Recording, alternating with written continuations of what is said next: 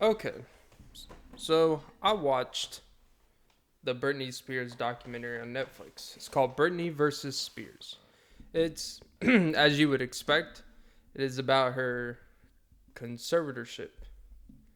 Um, and basically, I had a good idea going into it. Everything's about, and I enjoyed the documentary. I learned a lot. I felt like there was a lot of things where you like, oh, I actually like, you feel bad the fact that she's a part of it to begin with. But the more details of specificity that you learn about specific things, like, whoa, this is how deep this went. But in the grand scheme, one thing that I do wonder, is a conservatorship unlawful? Well, not literally, because it's obviously the law that can happen. But is it unlawful? Should it be banned? Should they never be put in place? And I actually say no. I think the design and the intent of it is actually very good. Because one thing, and they kind of, they talk about her meltdown when all this stuff happened. They talked about, you know, she was not stable as a human. They're during that 2008, 2009, 2007 period when all this stuff was happening. She had the divorce with the guy who was not stable, and she actually originally had custody of the kids, and then apparently over time it was deemed that she was unfit, and all these psychiatrists diagnosed her and like, hey, she's not stable. So then she had no custody of the kid, or only in very certain environments, and for periods of time she could be around her child and stuff. But the intent of why a conservatorship was put over to begin with is for mental well-being, which they even brought attorneys and people that specialize in this, and they were saying like, the difference in her case and every other person that's on this, what made hers, the reason why hers is outlandish and wrong, is because she has a job. She is a self-sufficient person. She's got issues, but you can't be as unstable as these psychiatrists are making her. But then she's doing these world tours. She's literally making that. She's literally writing music, making albums, making choreography for her tours. It takes a lot of fucking work. Doing TV gigs, like she's a busy person. And say conservatorships are designed for people who cannot do essentially anything for themselves.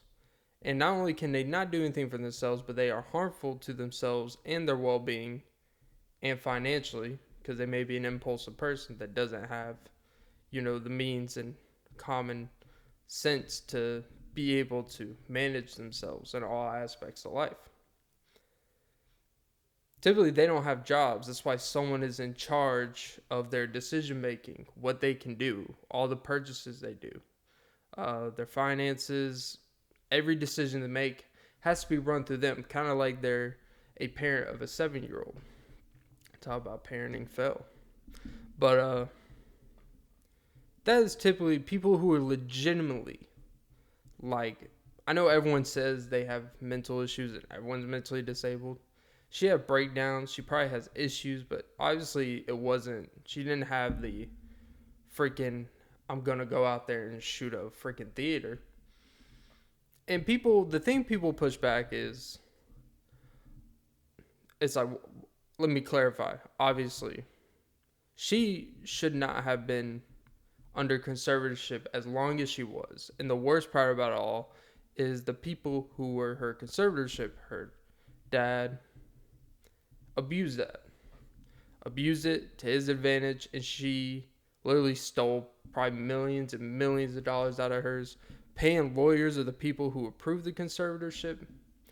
And it's basically just this money ring, but she's getting almost none of it. She's getting an $8,000 a month allowance. And obviously it's wrong. That aspect of it is terrible. Like anything, when you give people sometimes the greatest of intention things, when they're put in the wrong hands, it's such a vulnerable thing and such a sensitive situation you put in someone's hands, and when it's not with the right intentions, it is 10 times worse than just if something shitty happened and you prepared for it and you knew it.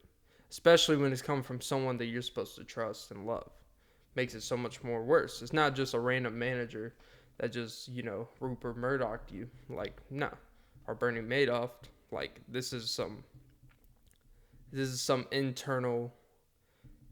You think someone has your best interests at heart, but then you see it's gone too far. It's way too deep. I'm in a much better position. I'm doing all this stuff.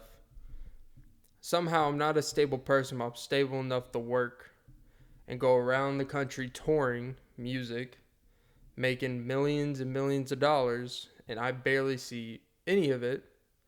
I'm stable enough to do that, but I'm not stable enough to see my child. I'm not stable enough to go on a date with a boyfriend without needing permission type of shit. Without literally having to ask the father if someone who's in her late 20s or 30s, can go out on a date with someone. Like, that shit is where, like, this shit is. It's almost like you're still parenting, like, a 10-year-old. And I think for fathers, it's like that old adage is that, you never want to see, you always want to see your little boys grow up, but you never want to see your daughters grow up. Like, you just wish they could be children forever. Like, you wish they could just be the size. You wish they could just be, like, 9-10 years old forever. And you can, you can protect them from the world. You protect them from the obscenity, And they're just these innocent creatures. And to be protected from men, be protected from the world and the world that we live. And then you have the opportunity to do that with your daughter, but she's a grown-ass person, and you are literally in charge of everything, and she has no decision-making on anything of her life. Imagine working, doing all this shit, and you don't even get to go into your own bank account. You're given an allowance on your own check that you made. Just imagine that for a second. You don't even get to decide what city you want to live in. You don't even get to decide what car you want to buy. You don't even get to decide where you want to go to lunch. Because someone is in control of that. Even though you do all the things that quote unquote make you a productive member of society, but we're going to cut the line at when you actually have to make decisions that we deem that you can't make. But you can do all the things to make the money, but you can't spend it. Okay. It's a weird process, but okay. So that aspect is where the shit hits the fan, and this is not a conservatorship anymore. This is just an ownership of a human being, and you are taking advantage of someone and using them as a cash cow. Except in this case, you're using your daughter and all that, right? But the idea of a conservatorship is not a terrible thing. It's actually a really well-intentioned. It is for people who are legitimately mentally fucked up, who literally cannot function. So they literally need someone to be checking their decisions, to be checking everything they do to make sure that they don't fuck up their life. Typically, the main thing is being in charge of the finances, which in Britney's case is terrible because she can make money on her own and obviously take care of her own.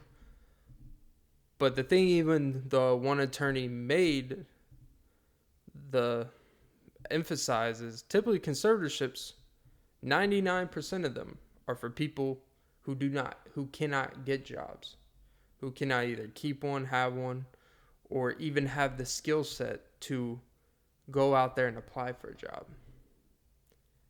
because they have so many issues internally and all that shit that they're literally that unstable of people. She's obviously not that unstable. She had issues, breakdowns, but don't we all? It's the final breakdown. Oh, that shit is toxic. But look, conservatorships, though, to me, I think are great. And obviously for the right people in the right cases. Because you don't want, let's say you have a son. And let's say he's like 28, 29. But he just got out of rehab. He's had a serious long drug issue. He will blow $10,000 in a night on cocaine or whatever the fuck, or in a month. And he may make a good living, but $10,000 a month, that shit adds up. And next thing you know, you fall into a spiral, you lose your job because you stop showing up, and boom, you're on the street. And you have a bigger drug issue. But what if he was under conservatorship let's just say his dad's in charge of his finances, where if he withdraws any money from the bank account, his dad gets a notification and he has to approve the withdrawal of the money, or he has to call his dad to get approval to do anything. It sounds immature. It sounds like, well, if you're a grown person and you can't do that, then you shouldn't even be out there. And that may be a fair point. But you also got to think of people who are in desperate situations. Parents who may not be able to financially take care of the child, but they can be an advisor to make sure they don't do dumb shit, right? Another argument could probably be made, if you still have to do all that, maybe something went wrong along the parenting lines. But that's not the point of this. What is what is. I think conservatorships, unpopular opinion, I think they're great. Britney is just the exception case where it went on too long, and the intention and the worst aspects that can happen with the conservatorship happened.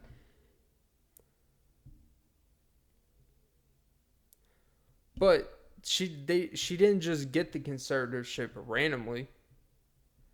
There was a real period of time where she was unstable.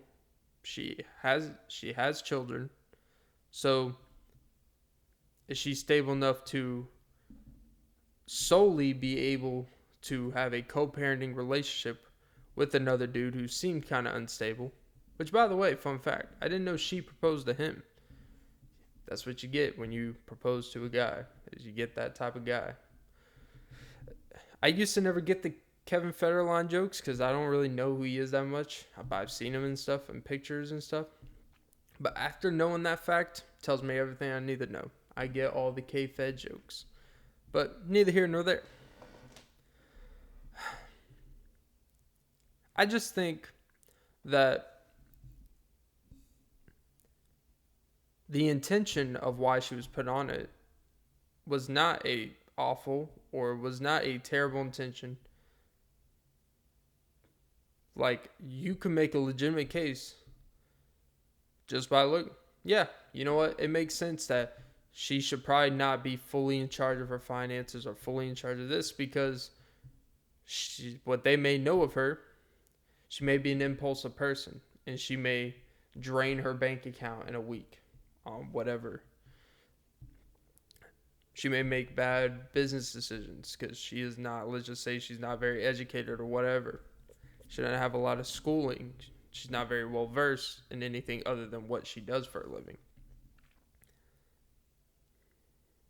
Those can be all legitimate concerns that you wouldn't want your daughter, who worked 12 years to get in the position she is, and then because she's going through a mental breakdown and having personal issues in her life, and in 3 months lose 80% of her income because of whatever reason. Like, you want to protect her assets. The problem is, that's obviously not what his full intention was. He legitimately felt like he deserved money for protecting her assets. And he just basically stole money from her. And not only stole money from her, but gave that money and split it in between like this legal ring of lawyers who were relying on her to go on tour and were pressuring her to go on tour so the money could keep coming in and everyone could still get their percentages, and they would push her to do tours even maybe she wasn't mentally stable or didn't want to do it, whatever. But they had to keep this money coming in.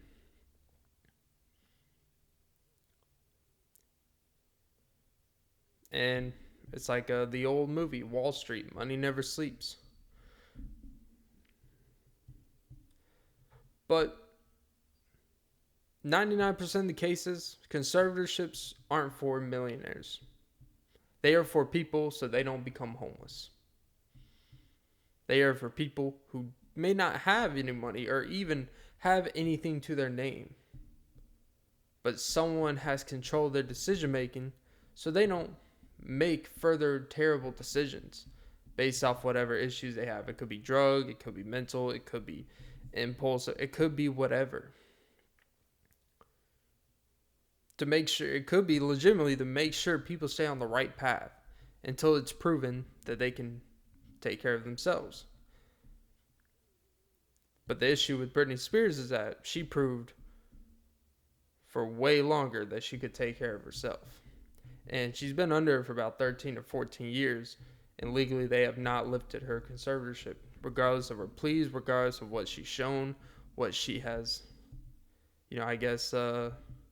pleaded to the court and everything. And her dad actually stepped down from the conservatorship. But for some reason, someone else is still in charge of her conservatorship. I don't know 100% how that works because he voluntarily stepped down from it. But the feeling of not having control of your life, I feel a lot towards that. Like, that part I sympathize a lot. Because that's a weird feeling that you are put on an allowance on your own money that you pay, that you're the reason why that money exists. That's a weird thing. Knowing you provide multi-million dollars for other people. And you get literally the short end of the stick of all that. Yeah. But like the lawyer said, for 99% of conservatorship cases, that's not the case. They're not millionaires. They're people who can't even get a job or hold a job or stable enough to do anything in regular life, have no basic life skills, or they have legitimate impulsive decisions that they are at risk to make dumb decisions if they are not looked over. And people will still say, well, you know what? Those people, you know what? They just got to deal with life and all that shit. Okay.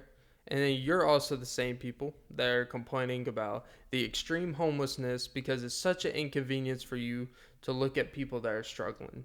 And somehow you make, instead of sympathizing and empathizing with people that are homeless, living in tents, and barely getting by just to survive, you're like, oh my God, I can't believe I have to drive past this every day. This is such an inconvenience. This is so bad for tourism.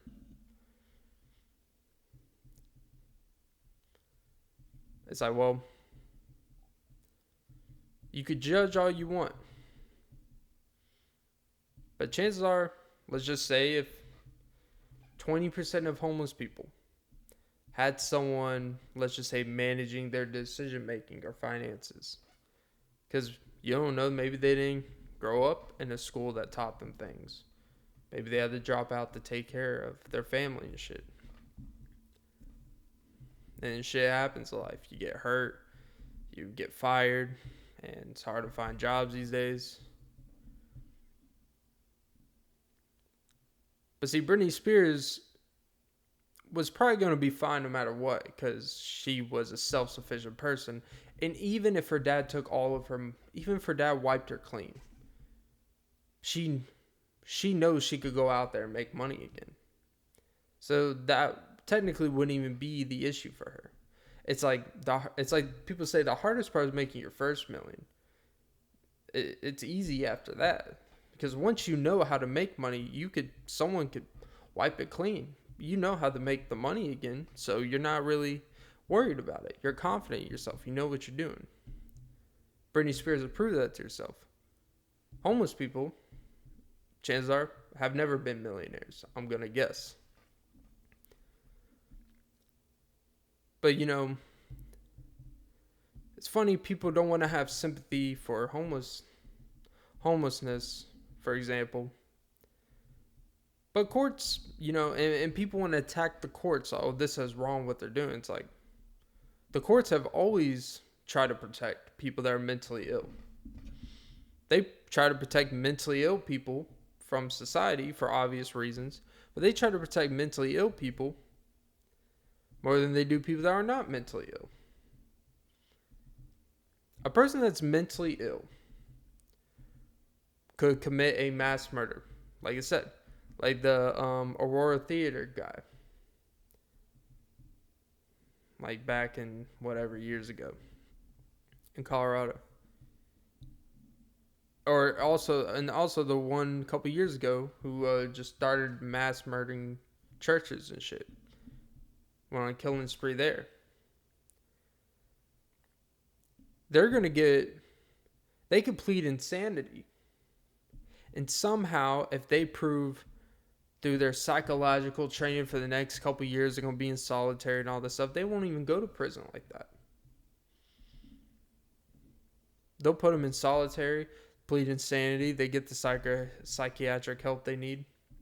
And then there's a possibility 8-10 years from now, if they're doing really well, they may be able to plead for probation and be put back into society.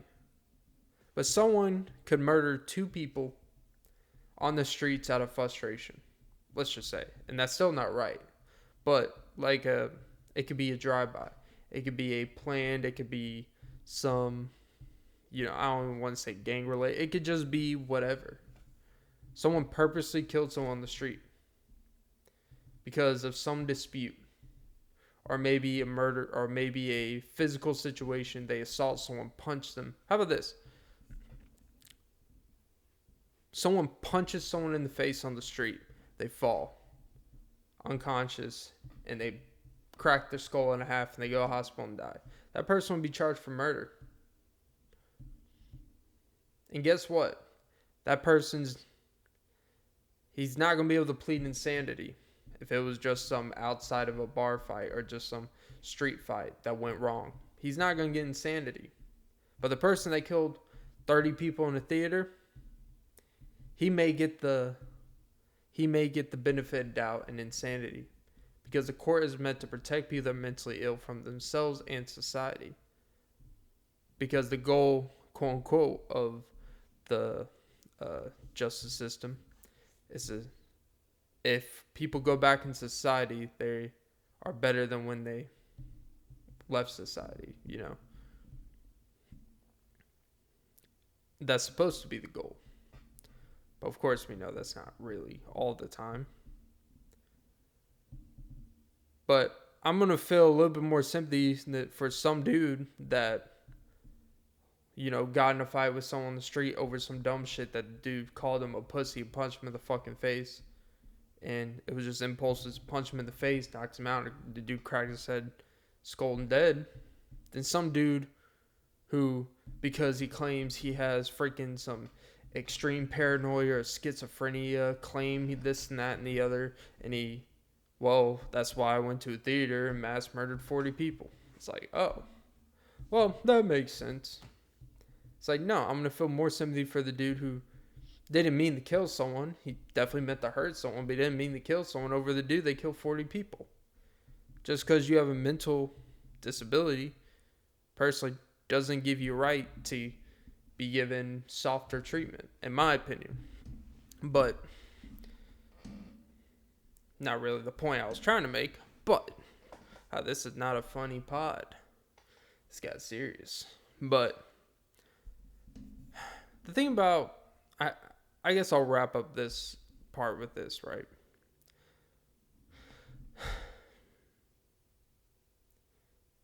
Britney is a victim of.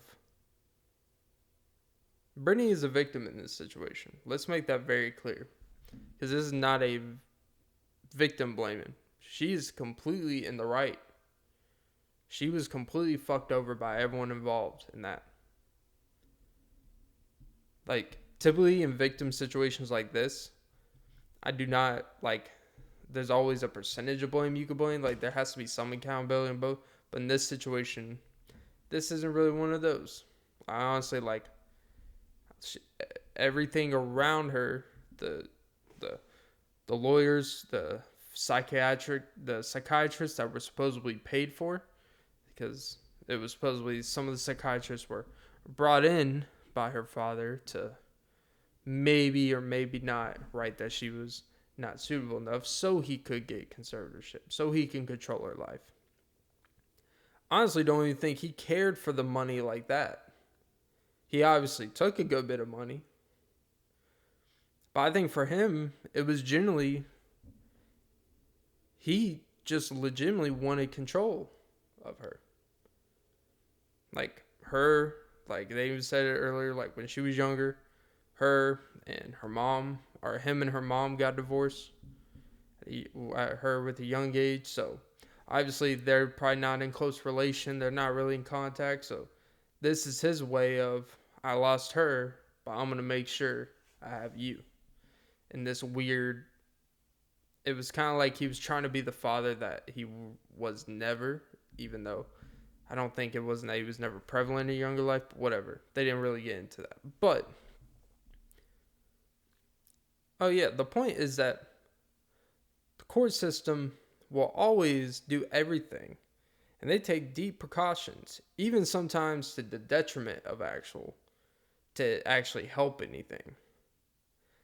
They will give people who are mentally ill the benefit of doubt and give them softer sentences, softer treatments than someone who's not. And they could commit the same crime. Even if the motive for why you committed that crime didn't really have anything to do with your mental disorder or whatever it was. But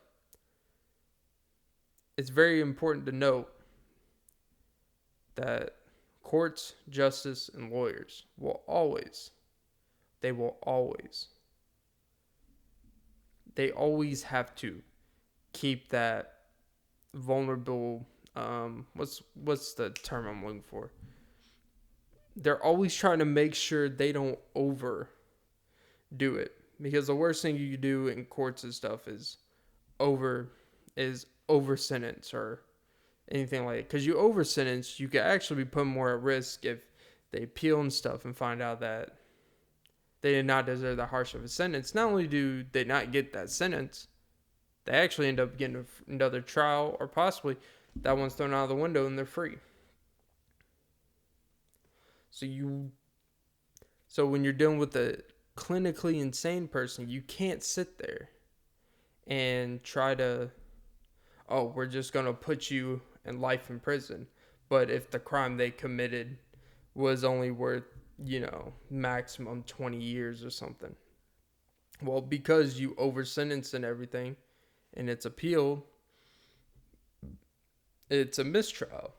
And they may be able to try you again, but reality is, it's going to be really hard and you might be free. And that person who may have murdered 3 people, they're now free. All because someone tried to overcharge them on stuff.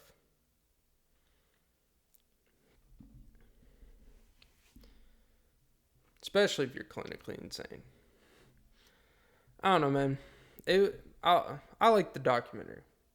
I think it was, the thing about it, the first thing when I was watching it, the first thing I thought of was the Finding Neverland documentary that was about Michael Jackson, and it had the 2 dudes who were quote unquote his little fuck. It sounds so wrong to say it like that, but they were basically his little fuck boys when they were young kids, molested and taken. But of course, Like Michael Jackson and R. Kelly, people will always defend them no matter what. They could sit there and rape their own child, and for some reason they would be like, well, there's no evidence that happened, and then your child's gonna resent you. Then you're gonna be just like those two dudes on that documentary. Do I think? I don't know. Like the Finding Neverland documentary, I think there's something that's kind of odd. Like I don't even know how to explain it. It's been like a year since I've seen that documentary. But there was something about that documentary that, like, even though I believed just about everything they were saying, because look, all you gotta do is look at Michael Jackson. Come on, he had a fucking zoo at his fucking house. He has like his freaking like house in the front yard is literally designed like it's for kids. The place is designed for kids. Drake even said it. It's like the palace, but the palace ain't for kids. Like the whole palace, the Neverland Ranch thing, like is designed for kids. But he didn't. I guess he kind of had a kid, but whatever. Like he didn't build all that for his own child. And the thing that's just weird about that is no matter what, all of the basic evidence, again, common fucking sense. It's like, and then there's people that come out like, yeah, he touched me. Yeah, he definitely, like, all these kids. And then people are like, well, some of them have got to be lying. It's almost like the Deshaun Watson situation to an extent.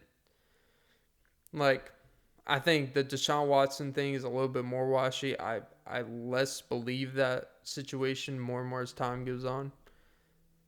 Even though I don't believe 25 people are lying that something happened. I do believe it is one of those things, though, where, like, a couple people sue someone, and if they had a similar interaction in the sense of, oh, I gave them a massage, and then they may overthink things, they may, I won't even say overthink, but they look back, and they may think something went the way it did, but that's not really how it happened. It's like, it's this, like, there could be a situation with Finding Neverland, and where it's, there's a pile-on factor.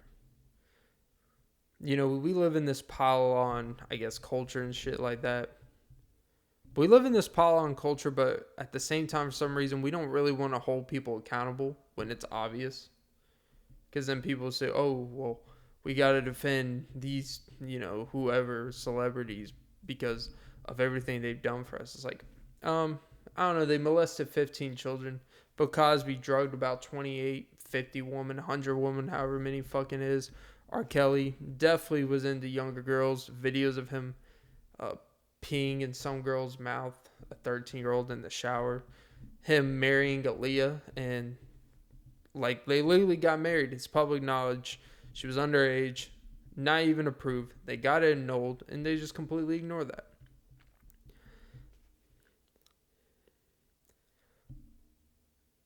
We ignore things. Like, and the crazy thing about the Britney Spears thing, this wasn't like some great grand secret in the sense of, it wasn't like it wasn't public knowledge that she was under conservatorship. But again, no one cared. That's real.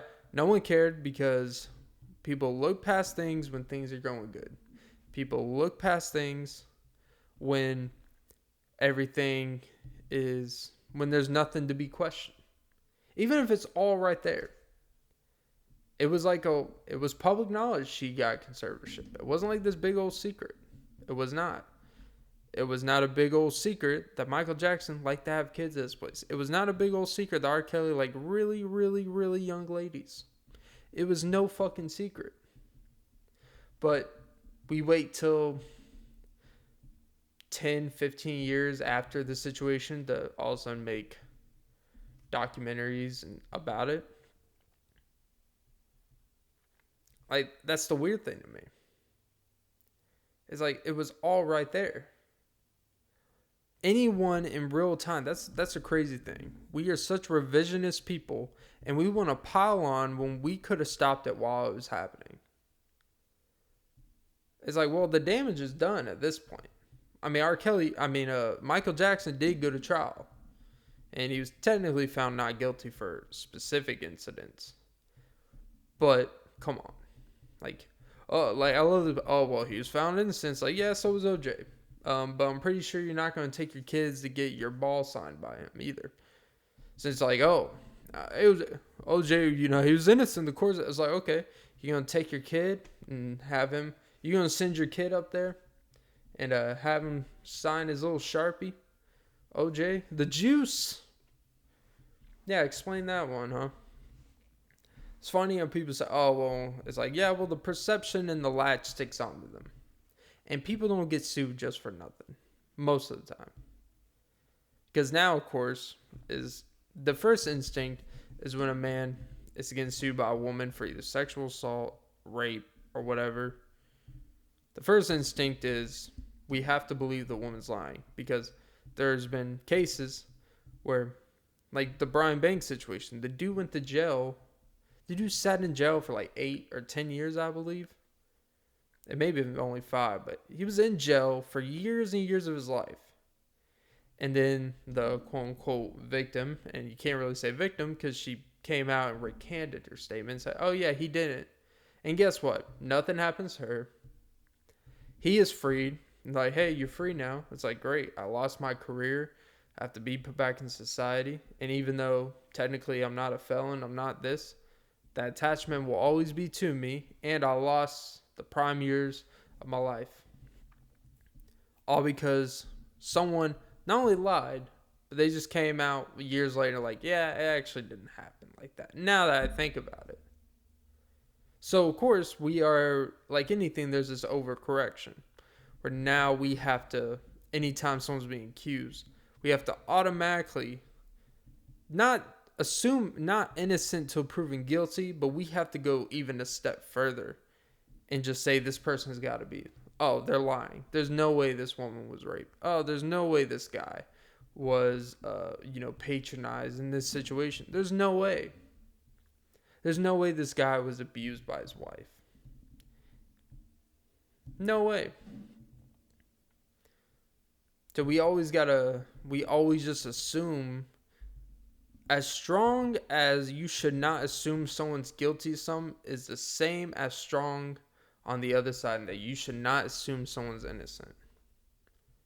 I'm talking about, like, obviously your family's going to defend you and shit like that if they truly believe you're innocent. I'm talking about, like, us on the outside.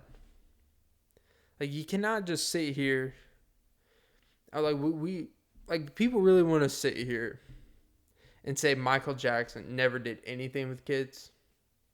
Like, you're really going to sit here with a straight face and say that shit? You're like, you cannot sit here. There's not all these stories are made. Like, watching the documentary of that shit was really disgusting because I do not really like hearing victims tell their stories because it just makes me feel uncomfortable in the sense of, like, oh my God.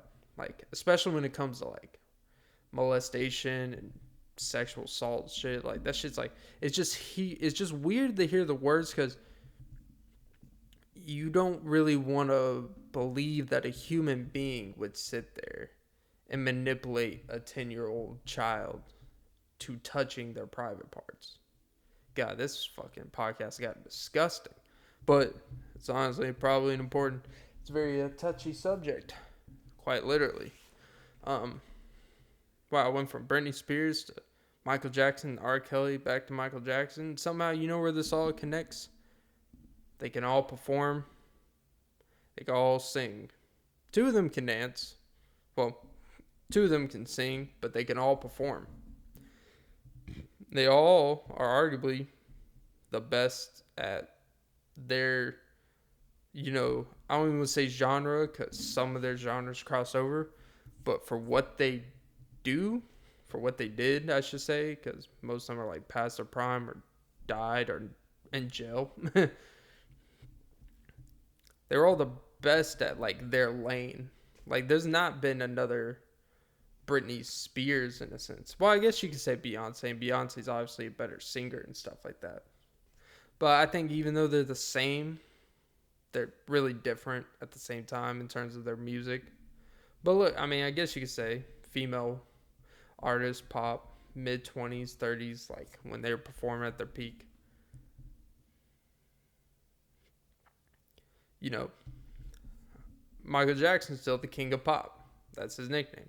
R. Kelly, he is the Pied Piper of R&B. And it is this weird thing.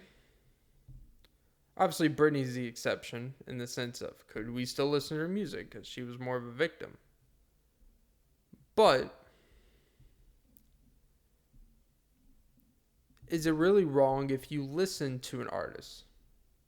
If you still enjoy listening to an artist that they've done things that you wouldn't look past if your best friend did it. You wouldn't look past if one of your close, if someone you worked with did it. You wouldn't just look past it if you found out a coworker was fucking some 12, 13-year-olds on a regular and he's 40. You would not just look past it if you find out that your coworker has a palace that he invites kids over all the time. You would not look past it. And he literally looks like a dude that would fuck with kids. You would not look past it if you found out a coworker was literally being controlled beyond just the typical control freak shit. Like legally being controlled. Every decision, every move she makes. At home. You would not just look past that. But for some reason, that's because they don't provide a direct service to you. It doesn't matter to us until it matters to us. And it's one of those things, I guess it kind of goes back to the homelessness thing. We don't, the reality is when we're driving on those boulevards and we drive on these streets, and we see all these homeless people here. The reality is, most of the time, it's not that you don't care per se, but when you're driving past, you're just like, you don't think about it because you become so desensitized. But what if you saw your best friend from college? You're 33 now, and you're a college roommate, and you saw your best friend from college out there holding a sign from please. You may stop. You may stop and get like, wait, is that you, Aaron? It doesn't matter to us until it matters to us. And with these musicians, it doesn't matter to us until it's artists that we actually like. But I believe there's levels. Look, if your favorite artist gets a couple DUIs, is it wrong? Yes. But I'm not going to, that's not what's going to make me feel uncomfortable. It may make you have a more insight to the artist, especially if they've talked about drinking in a lot of their songs. It's like, oh, some people are like, it makes me even love them more authentic. Now I know they drink whiskey. It's like, yeah, I would prefer they not drive on the wrong side of the intersection to prove a point. I just believe them when, they sang it. But it's just, I get the whole you can separate the artist from the action. But I don't think you should always just separate what someone does from who they are. Or stuff they've done, I should say.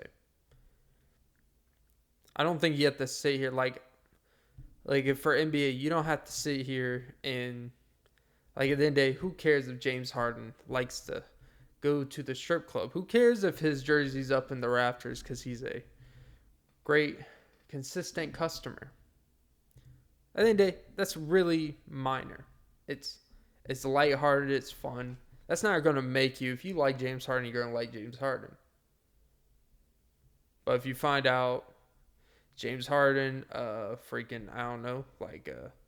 John Jones, the lady,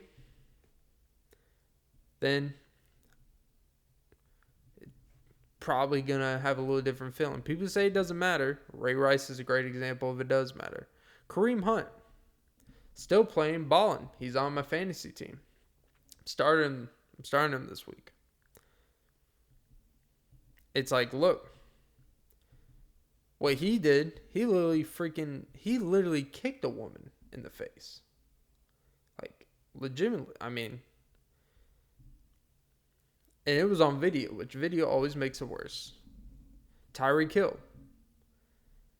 He has a weird past. But man, he gets 30 points a week on fantasy. And that's the thing. Where do we draw the line? It's all like, there's levels to this. And that's probably just as bad as the R. Kelly stuff and stuff like that. Like abusing women, shit like that. But we will make exceptions for the things we want to make exceptions for. It is what it is. It's a shitty part of reality. But it is what it is. Alright, I think I'm going to cap it off there. I did not mean to talk about this a whole fucking episode. I cannot believe I talked about this for 46 minutes. I only want to talk about the thing 15 minutes tops. But you know what? Fuck it. Here we are. Alright, guys, like and subscribe.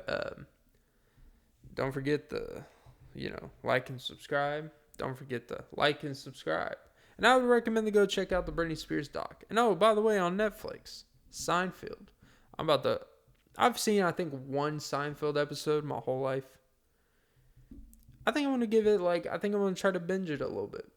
I'm going to One Tree Hill that shit. Top to bottom. The beauty of the show is that it's about nothing. Which I'm all about. Everything I do is about nothing. Like the show. Literally about nothing. Even though we talked about a lot of touchy subjects. Alright, guys. Don't forget to suck some titties. And have a great day. And enjoy your life. Enjoy your Friday. As I go and find a job. You bum. Moral of the story is, get a fucking job.